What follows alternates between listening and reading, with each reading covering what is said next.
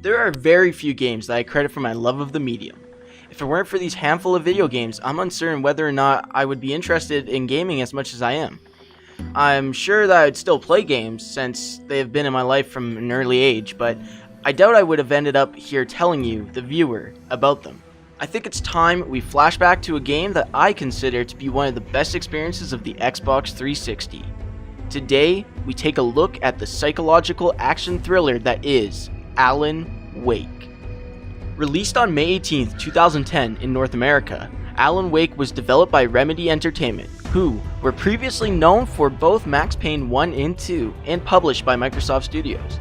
Remedy boldly advertises Alan Wake as a psychological action thriller, going so far as to have this tagline emblazoned on the front cover. When you think of the phrase psychological action thriller, what comes to mind? For myself, I had been thinking that the game would play with my head while guiding me through its narrative, which it does, but I could have never have expected how closely the game towed the line of being a straight-up survival horror experience. It has more in common mechanic-wise to a Silent Hill rather than Uncharted, for example. Alan Wake was my first foray into horror in both gaming and movies, and boy did it leave an impact.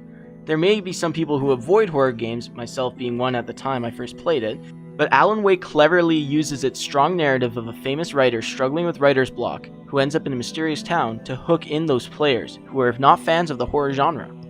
Before going any further, I do implore those who haven't played Alan Wake to do so, since I will be covering the full game and therefore spoilers will be scattered throughout this video. So how would I explain Alan Wake? Well, who better to explain it than Alan Wake himself? My name is Alan Wake. I'm a writer. I came to the small town of Bright Falls on vacation with my wife Alice. Now she's missing. It's my fault. As insane as it sounds, my latest work, a supernatural thriller, is coming true before my eyes. I'm trying to find the lost pages to make sense of what's happening. A horrifying dark presence has woken up. It's growing stronger. It's coming for me. I need to find Alice. So what happened to Alice? What is the darkness? What's all happening in Bright Falls? These are the questions that the game slowly starts to answer over the course of its 6-episode TV show style narrative. The idea of structuring the story like a Twin Peaks inspired miniseries is simply brilliant, and probably my favorite thing about the game. It makes it nearly impossible to put the controller down as the twists start to unravel and the mystery of Bright Falls thickens.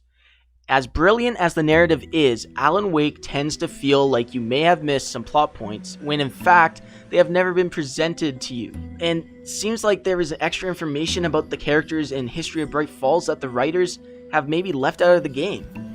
To be completely honest with you, my understanding of the world of Alan Wake has mostly come from reading numerous wiki articles, as well as the novelization of the game. This doesn't mean you won't understand or follow the story, but there may be times where you feel out of the loop, and I noticed in my multiple playthroughs that this usually happens around episode 4. Alan Wake plays like a third-person survival horror game where ammo and supplies are limited and the odds seem stacked against you as you fight possessed townsfolk called the Taken in the dark forests of Bright Falls. Most of Alan Wake takes place at night and will take full advantage of its ability to render quality lighting effects, which is a staple of the game's combat. The enemies are cloaked in a shadow-like armor that you have to peel away with a light source before you can pump lead into them and watch them erupt in a sparky demise. The game will provide you many tools to use in combat, such as a flashlight, flares, flashbangs, revolver, shotgun, and hunting rifle. Coming off of their success with the Max Payne series, Remedy ensured that they brought their knowledge of gunplay to Alan Wake, and it shows. This game's combat is tense and very satisfying. Every round fired is met with great sound effects as well as exceptional feedback. There have been times where I would play through Alan Wake just to fight off Taken.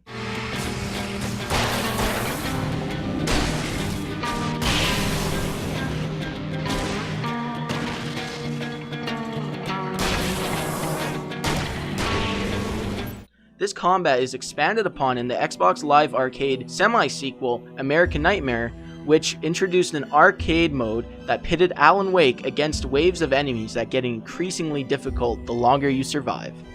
Alan Wake ends on a cliffhanger that will either leave you wanting more or ultimately disappoint you with its lack of conclusion. It seems like Remedy wanted to take Alan Wake in a direction where he would be fighting off the darkness, which has expanded beyond Bright Falls, and due to his unexplained disappearance, has become an urban legend. They did release footage of a demo they had worked on for the sequel, which goes into further detail about the sequel they were working on.